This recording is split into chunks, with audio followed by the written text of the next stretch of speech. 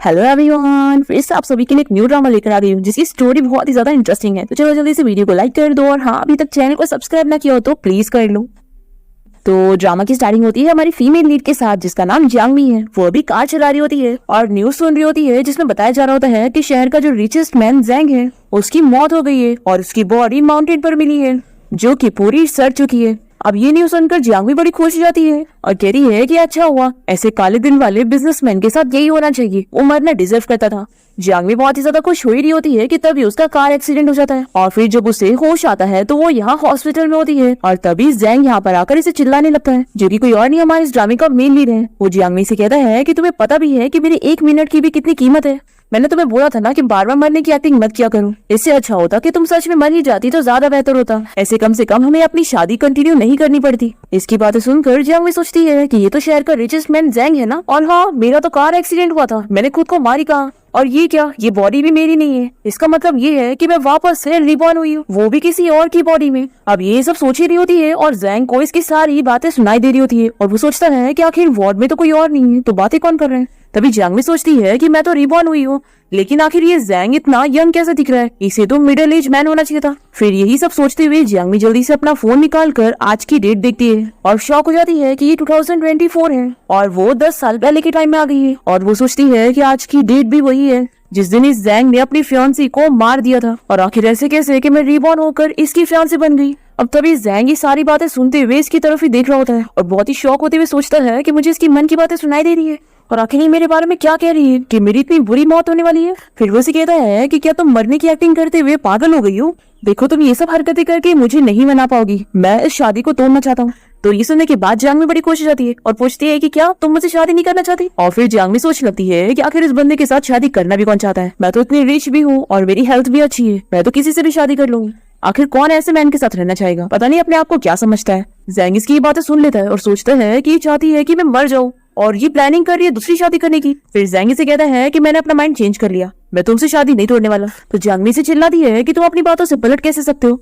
तो ज़ैंग कहता है कि तुम भी तो यही चाहती थी ना कि मैं तुमसे शादी ना तोड़ूं। ऐसा बोलकर ये इसे जबरदस्ती उठाते हुए अपने घर ले आता है और इसे वार्न करता है कि आज मेरी ग्रैंडमा की बर्थडे पार्टी है और तुम अपने बिहेवियर पे ध्यान रखना, अगर तुमने कोई भी मुसीबत खड़ी करी तो अच्छा नहीं होगा। ये सुनने के बाद जियांगमी सोचने लगती है कि आज इसकी ग्रैंडमा की बर्थडे पार्टी है, वैसे तो ये बहुत ही बुरा इंसान है लेकिन इसकी ग्रैंडमा बहुत ही अच्छी है, इसलिए मैं उन्हें कुछ नहीं होने दे सकती। ऐसा सोच कर जियांगमी ज़ैंग से कहने लगती है कि प्लीज क्या तुम ग्रैंडमा की बर्थडे पार्टी को कैंसिल कर सकते हो, अगर आज पार्टी हुई तो ग्रैंडमा को कुछ हो जाएगा। ये सुनकर ज़ैंग को इस पर गुस्सा आता है कि तुम्हारी हिम्मत कैसे हुई मेरी ग्रैंडमा को ऐसा कर्ज करने की। तो जियांगमी कहती है कि मैं कोई कर्ज नहीं दे रही हूँ, बल्कि मैं सच कह रही हूँ, मेरी बातों पर बिलीव करो। आज ग्रैंडमा की बर्थडे पार्टी के टाइम पर बहुत बड़ी आग लग जाएगी और बहुत सारे लोग घायल हो जाएंगे और ग्रैंडमा को भी चोट लग जाएगी।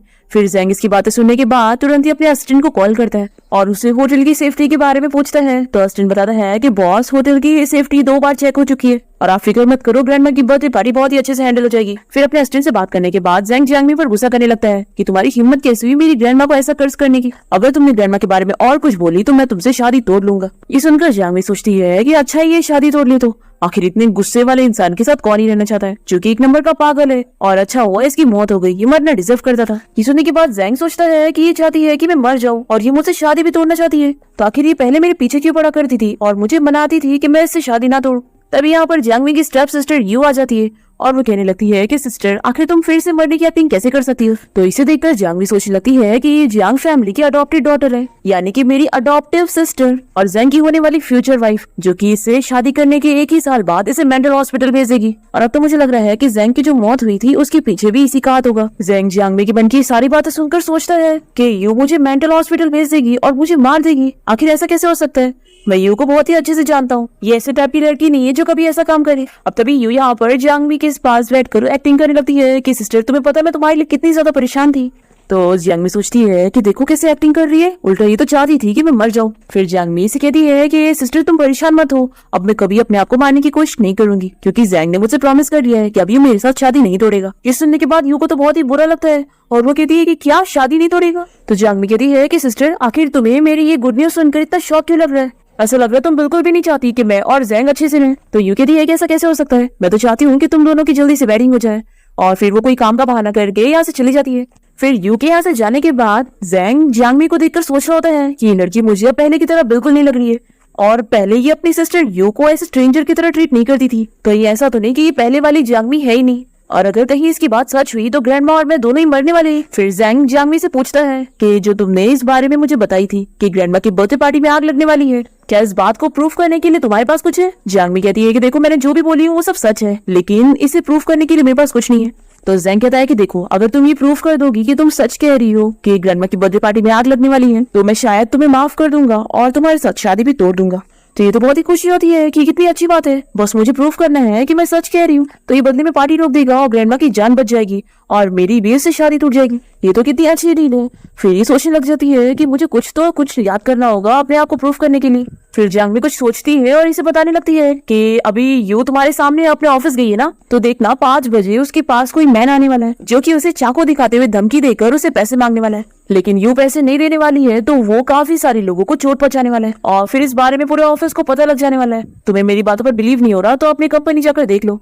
फिर इसके बाद शहना अपने असिस्टेंट के साथ कंपनी के बाहर वेट कर रहा होता है। तभी इसका असिस्टेंट पूछता है कि बॉस, क्या आप सच में श्योर हैं कि मिस जियांगमी ने जिस पर्सन के बारे में बताई है वो यहाँ पर आने वाला है? क्या वो सच में सच कह रही होंगी? तो जैंग कहता है कि हम आधा घंटा वेट करके देख लेते हैं, पर इतने टाइम तक वेट करने के बाद भी कोई नहीं आता है। तो असिस्टेंट कहता है कि बॉस, जरूर मिस जियांगमी ने आपके साथ जोक करी है। फिर जैंग अपने असिस्टेंट से कहता है कि तुम यहीं पर रहकर नजर रखो, मैं जा रहा हूँ। हम देखते हैं कि यू ने उस आदमी को यहीं पर ही पकड़ के रखी होती है और वो गार्ड्स को कहकर उसे बाहर लाने की कहती है। वो इसे कहता है कि तुम्हें कैसे पता लग गया था कि मैं यहाँ पर आने वाला हूँ? देखो, मैं तुमसे जितने पैसे मांग रहा हूँ चुपचाप से दे दो। तो ये इसे पैसे दे देती है और कहती है कि अब निकलो यहाँ से। और फिर यू सोचती है कि आखिर जियांगमी को इस बारे में कैसे पता था कि ये यहाँ पर आने वाला है, और ये तो वो कभी गैस नहीं कर सकती कि जैंग का असिस्टेंट मेरे साथ मिला हुआ है और उसी की मदद से मैंने अब तक जैंग को अपने कंट्रोल में करी हुई हूँ। फिर हम देखते हैं कि यू जैंग के असिस्टेंट के अकाउंट में 1 लाख ट्रांसफर कर देती है। दूसरी तरफ जैंग यहाँ घर आकर जियांगमी को चिल्लाने लगता है। उसे कहता है कि तुमने मुझे फूल बनाई। तो ये कहती है कि तुम क्या बोल रहे हो, मैंने सब सच बोली हूँ। और क्या कंपनी में बहुत सारे एम्प्लॉइज को चोट लग गई है? देखो, मैं तुम्हें यू के बारे में बता रही हूँ, वो जब अब्रॉड में थी तभी से उसका उस आदमी के साथ रिलेशन था और उसका एक बच्चा भी है जो बीमार है। जैंग कहता है कि आखिर तुम ये क्या बकवास कर रही हो, तुमने जो भी कुछ बोली ऐसा कुछ हुआ ही नहीं। पहले तुमने खुद का झूठा मरने का एक्टिंग करी, फिर तुमने ये झूठ बोली कि मेरी ग्रैंडमा की बर्थडे पार्टी में आग लगने वाली है, और अब ये झूठ बोली कि मेरी कंपनी में ऐसी प्रॉब्लम आएगी। तुमने आखिर मुझे क्या समझा हुआ है? क्या तुम्हारे एक भी वर्ड सच्चे हैं या सब झूठ बोलती हूँ? फिर नेक्स्ट सीन में हम यहाँ ग्रैंडमा की बर्थडे पार्टी में देखते हैं 2 लोग आकर यहाँ पर तेल डाल रहे होते हैं आग लगाने के लिए। दूसरी तरफ जैंग यहाँ जियांगमी को रस्सी से बांध देता है और उसे कहता है कि तुमने मुझसे इतने झूठ बोल चुकी हो कि अब मैं तुम्हारी बातों पर बिलीव नहीं करूंगा। तो जियांगमी सोचती है कि इस पागल से ही सारा सच बता के कोई फायदा नहीं है, इसे मुझ पर बिलीव नहीं होने वाला। तो मैं भी इसे कह देती हूँ कि मैंने सब झूठ बोली थी ताकि ये मुझ पे बिलीव करे और मुझे छोड़ दे, ताकि मैं यहाँ से निकल के जाकर इसकी ग्रैंडमा की जान बचा सकूं। और फिर ये तो प्रूफ हो ही जाएगा कि मेरे सारे वर्ड सच्चे थे और इसी ने मुझ पर बिलीव नहीं किया। और फिर जब मैं सच्ची प्रूफ हो ही जाऊंगी तो इसे मुझसे शादी तोड़नी पड़ेगी। फिर ये सारी चीजें सोचने के बाद जियांगमी से कहती है कि जैंग, मैं बस जोक कर रही थी और अब मुझे अपनी गलती का एहसास हो गया है, तो प्लीज मुझे खोल दो ना, मुझे यहाँ से जाने दो। मैं प्रॉमिस करती हूँ कि मैं ग्रैंडमा की बर्थडे पार्टी में बिल्कुल नहीं जाऊंगी और तुम्हारे लिए कोई मुसीबत भी खड़ी नहीं करूंगी। तो जैंग कहता है कि अच्छा, तो मैं तुम्हारी इस बात पर बिलीव कर लूं कि तुम कह रही हो कि अगर पार्टी में नहीं जाओगी तो नहीं जाओगी। तुम सब झूठ कहती हो, मैं तुम्हारी बातों पर नहीं बिलीव करने वाला और तुम्हें नहीं खोलने वाला हूँ। तो जियांगमी से चिल्लाती है कि तुम कितने बड़े पागल हो, मेरी एक बात पर भी बिलीव नहीं कर रहे हो। ये कहता है कि क्योंकि तुमने सारी बातें मुझसे झूठ बोली हो और अब तुम कह रही हो ना कि ग्रैंडमा की बर्थडे पार्टी में आग लगने वाली है, तो ठीक है, मैं तुम्हारी फैमिली को भी पार्टी में बुला लेता हूँ। और फिर जैंग इसका मुंह बंद कर देता है और इसकी फैमिली को कॉल करके पार्टी में इनवाइट करता है और फिर जैंग यहाँ से चला जाता है।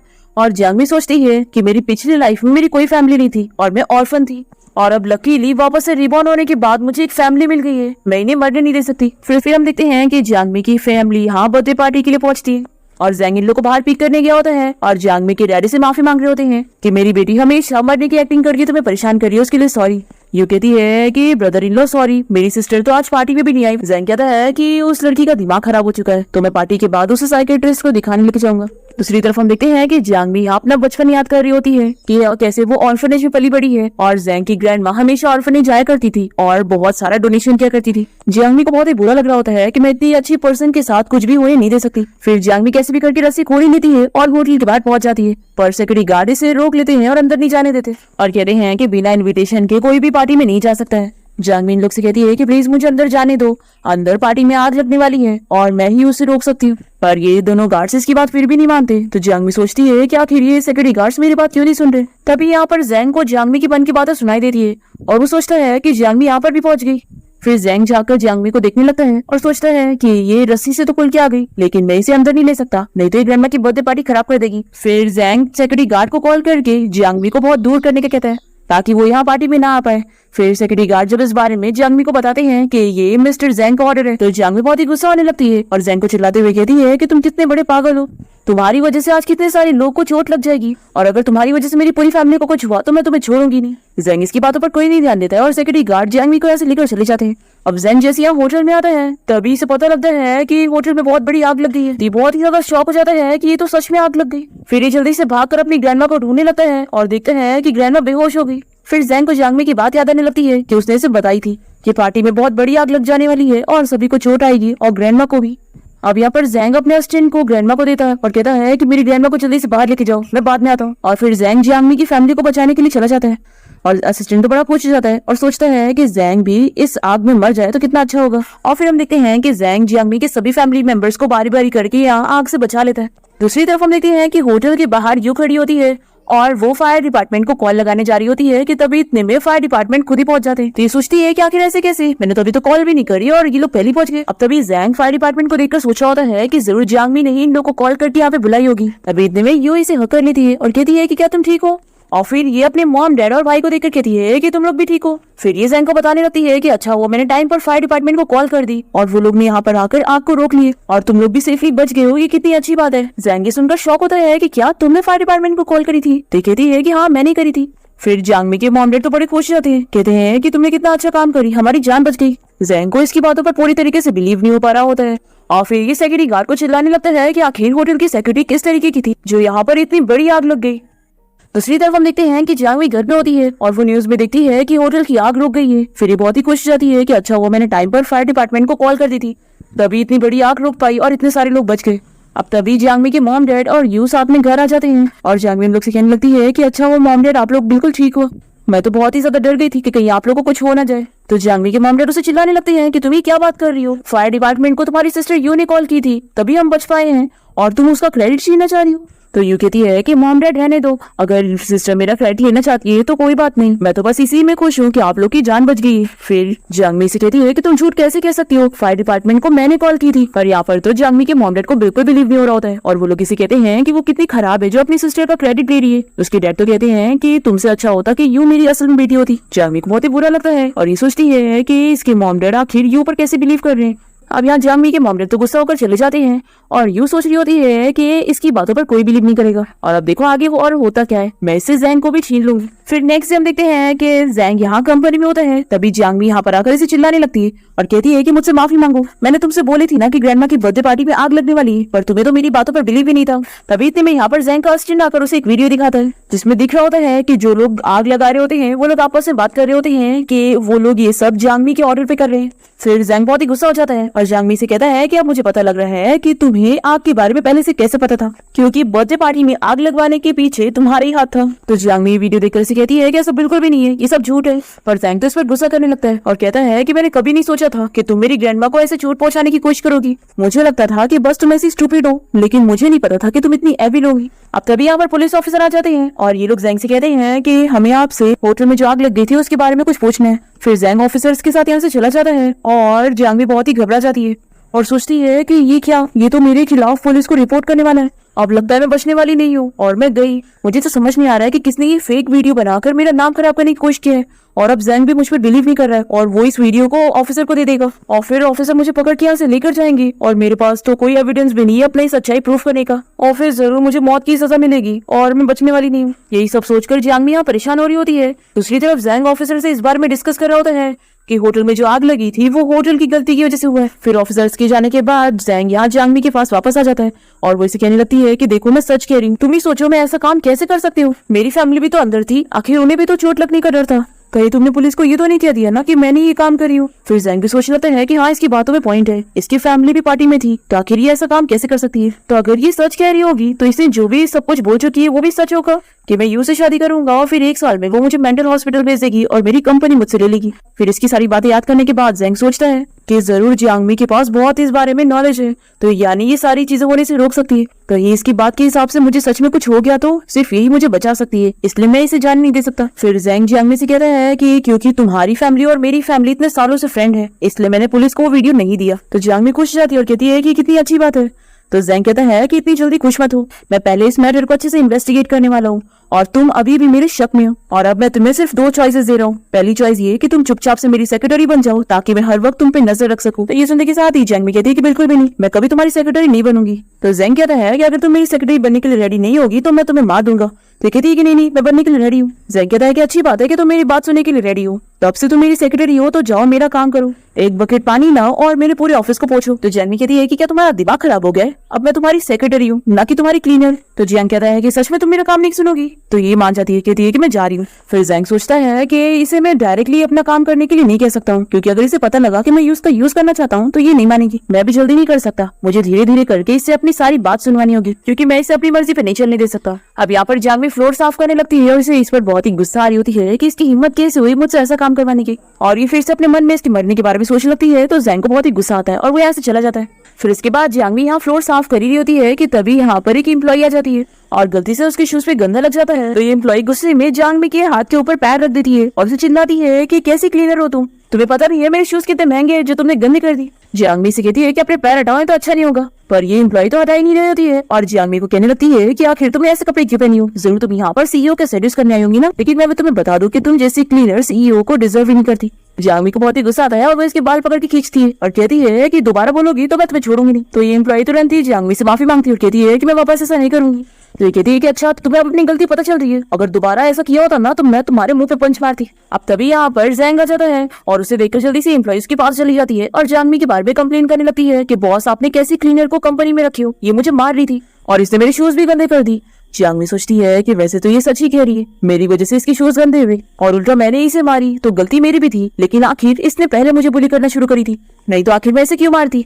जेंग इसकी सारी बातें सुन चुका होता है पर वो उसे पूछता है कि बता यहाँ पे क्या चल रहा है। तो जियांगमी कह रही है कि मिस्टर जेंग बात ऐसी थी कि मेरी गलती की वजह से इसके शूज गंदे हो गए थे, लेकिन सिर्फ इतने रीजन की वजह से इसने मेरे हाथ के ऊपर अपने पैर रख दी और मुझे क्लीनिंग लेडी बोल रही थी, इसलिए मुझे गुस्सा आया। और अपने मन में सोच रही होती है कि जेंग तुम इस लड़की को बता दो कि मैं तुम्हारी सेक्रेटरी हूँ ना कि तुम्हारी कोई क्लीनर। वैसे तो तुम मुझे बिल्कुल पसंद नहीं हो, लेकिन इस वक्त मैं अपनी इज्जत बचाने के लिए तुम्हारी फियांसी होने की आइडेंटिटी भी यूज कर सकती हूँ ताकि इस स्टूडेंट लड़की को सबक सिखा सकूं कि मैं कौन हूँ। जब इसे पता लगेगा कि मैं तुम्हारी फियांसी हूँ तो मुझे कितना प्राउड फील होगा। तो जेंग सोचता है कि इसे याद है कि ये मेरी फियांसी है, लेकिन इसे ये बोलने में शर्म आ रही है और ये चाहती है कि मैं इसकी साइड लूं, बिल्कुल भी नहीं। और फिर जेंग अपनी एम्प्लॉय से कहता है कि तुम बिल्कुल फिक्र मत करो, मैं इस क्लीनर की सैलरी कट करूंगा, ये अच्छे से काम नहीं कर रही है ना। ये सुनकर जियांगमी से चिल्लाती है कि आखिर तुम ये क्या कह रहे हो, एक तो इसने मुझे बुली करी और तुम मेरी साइड लेने की बजाय इसकी साइड ले रहे। अब यहाँ पर ये एम्प्लॉय तो बड़ी खुश हो जाती है और जेंग को स्माइल करके देख रही होती है और जेंग भी इसे देख रहा होता है। तो जियांगमी को बहुत ही गुस्सा आती है और ये सोचती है कि देखो कितना स्माइल कर रहा है, ये लड़की से सेड्यूस कर रही है और ये इसके जाल में फंस रहा है। जेंग इसकी मन की बातें सुनकर सोच रहा होता है कि मुझे नहीं पता था कि जियांगमी मेरे बारे में इतना ज्यादा सोचती है, सच में कितनी फनी बात है।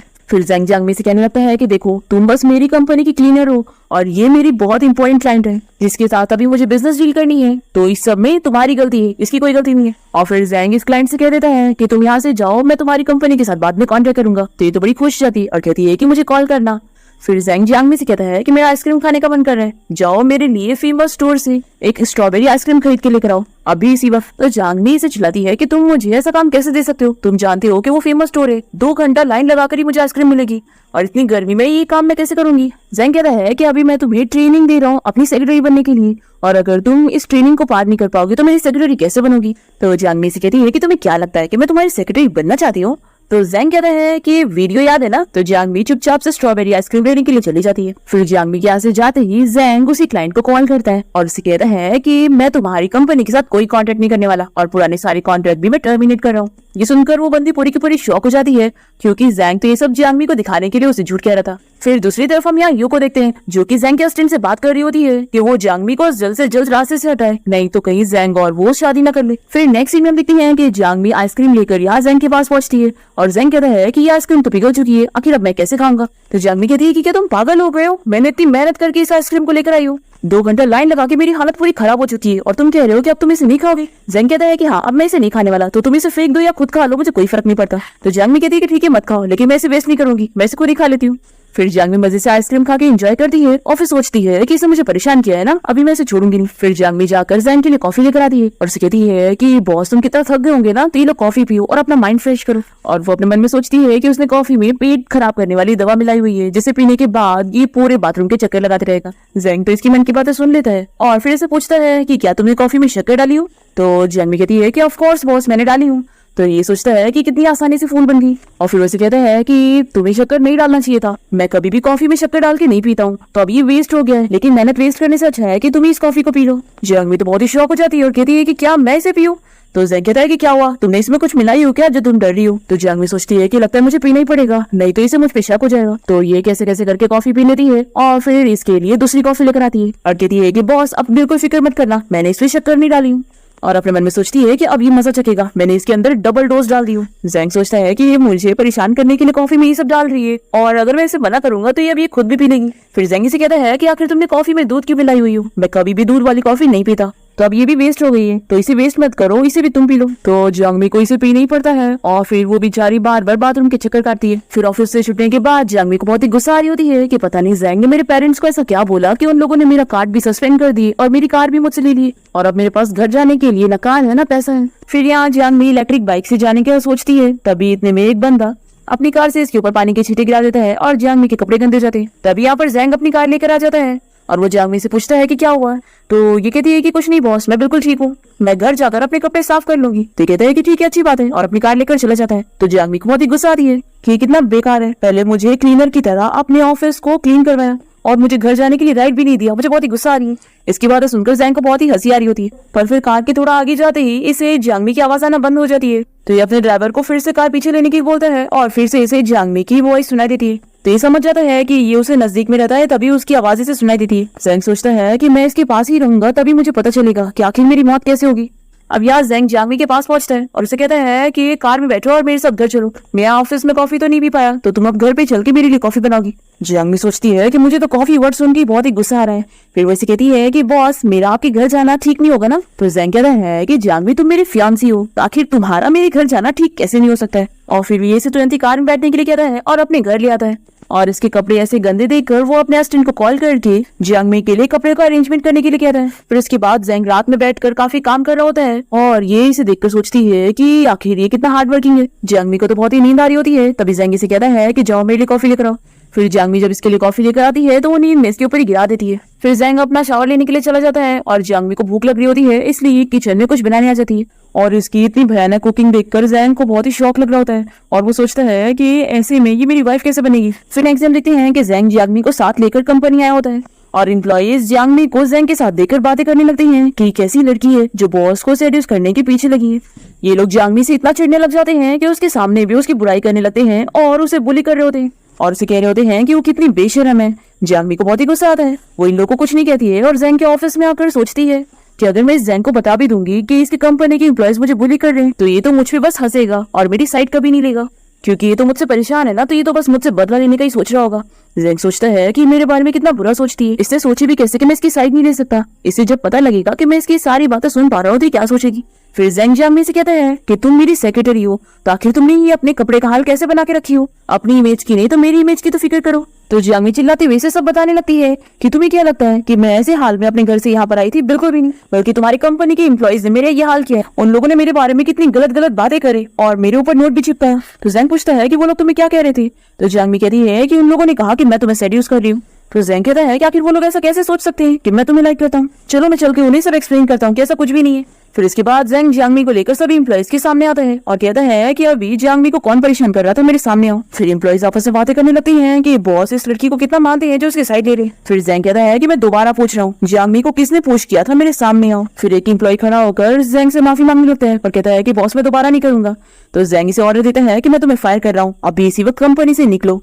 जियांग तो सुनकर शॉक हो जाती है और सोचती है कि क्या ये मेरी साइड ले रहा है। फिर सिक्योरिटी गार्ड उस एम्प्लॉय को यहाँ से लेकर चले जाते हैं। फिर जैंग बाकी लोगों से इस बारे में पूछता है कि आखिर जियांग के कपड़े के ऊपर किसने नोट चिपकाया था। तो ये बारे में सुनते ही तीन एम्प्लॉइज आपस में एक दूसरे के ऊपर इल्जाम लगाने लगते हैं। तो जियांग कहती है कि देखो ये तीनों मेरे बारे में रूमर फैला रहे हैं, अब तुम्हें कुछ करना होगा। तो जैंग कहता है कि अच्छा तो वो तुम ही तीन लोग हो जो कंपनी में रूमर फैला रहे हो। फिर ये लोग तुरंत ही जैंग से माफी मांगने लगते हैं, पर जैंग नहीं मानता और वो तीनों को फायर कर देता है और तुरंत ही कंपनी से निकलने का कहता है।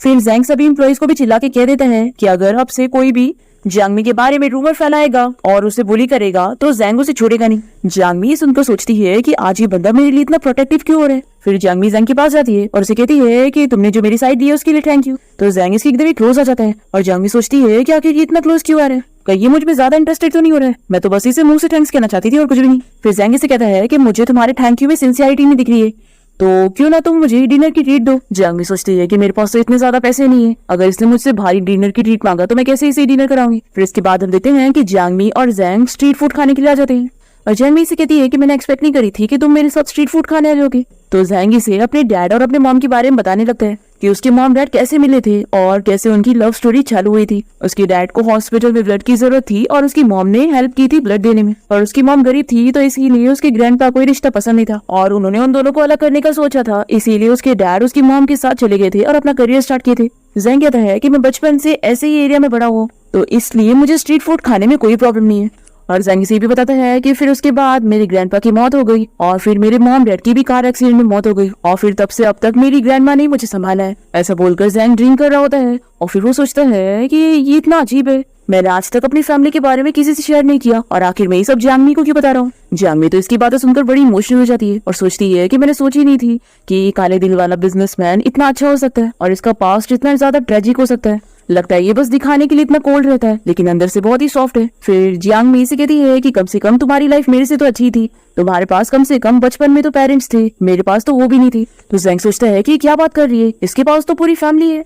जियांग में तो काफी ड्रंक हो चुकी होती है और जियांग को बता रही होती है कि जब मैं बहुत ही ज्यादा छोटी थी तब मुझे किसी ने ऑर्फनेज में छोड़ दिया था और मैंने तो अपने पेरेंट्स का फेस तक नहीं देखी हूँ। जियांग इसकी बातें सुनकर सोचता है कि लगता है ये अपनी पास्ट लाइफ की बात कर रही है। जियांग में से कहती है कि तुम्हें पता भी नहीं है कि मैंने ऑर्फनेज में कैसी टाइप की जिंदगी गुजारी हूँ, कितना ज्यादा मुश्किल था मेरे लिए बड़ा होना। इसकी बातें सुनकर जियांग सोचता है कि अब तक वह बस इसकी ये सारी बातें इसके मन से सुनता था और आज इसके मुंह से सुन रहा हूँ। अब यहाँ पर वो उसे काफी सारी बातें शेयर कर रही होती है और फिर बेहोश होकर सो जाती है। तभी जियांग को याद आता है कि मैं तो काम की बात करना भूल ही गया। वो जियांग को आवाज देने लगता है और पूछता है कि क्या तुम मुझे बता सकती हो कि आखिर यू मुझे क्यों हर्ट करना चाहती है और आखिर तुम ऐसा क्यों कहती हो कि मैं मरने वाला हूँ।